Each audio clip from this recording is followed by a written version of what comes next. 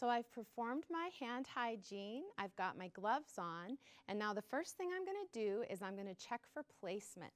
So I'm going to go ahead and cover his gown, and I'm going to listen with my stethoscope. But first, I'm going to check for residual, right? And what I do is I open it up to both my port and the patient, and I go ahead and I'm going to pull back on the syringe to see if there's any residual. And there is no residual. If there were, I would go ahead and put that back in, okay? And then the next thing I'm going to do in checking for placement is I'm going to pull up 30 mLs of air, okay? And I'm go ahead and instill 30 mLs of air while listening with my stethoscope over the stomach. And I'm listening for a gurgling sound. Okay, and so I heard that. Okay. Next, I have all of my flush measured along with my medication ready to go. And I'm going to give this medication and these flushes via gravity. I'm going to show you how I'm going to do that. So I'm going to turn it off to my port, and I'm going to start with my 30 ml flush. So I'm going to get 30 mLs here, and I'm going to open.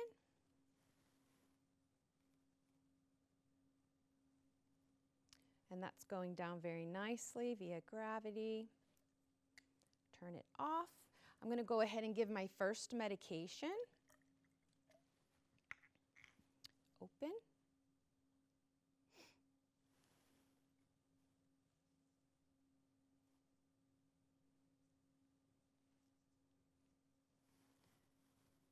And if it kind of gets stuck and you kind of can't get it to go, you can always use the plunger and give it a little bit of help going down there. Good. Okay. Now we're going to go ahead and do our flush in between the meds. Okay. We're going to do about a 10 ml flush.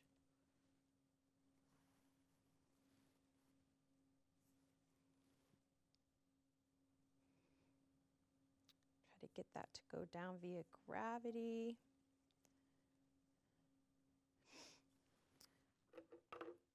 May need to give it a little bit of help there. Okay. Now we're going to give the second medication, medication number 2.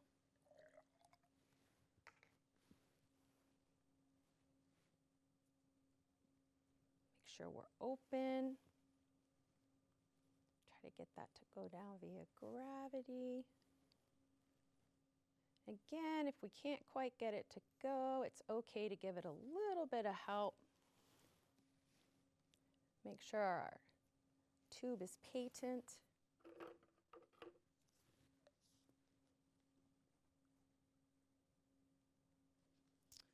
Okay, and now we're going to do our final flush. Okay, so our final flush is going to be the last 30 mLs.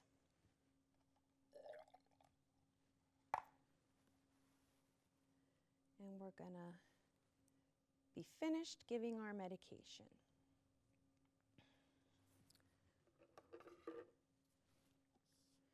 Again, we can give a little bit of help there.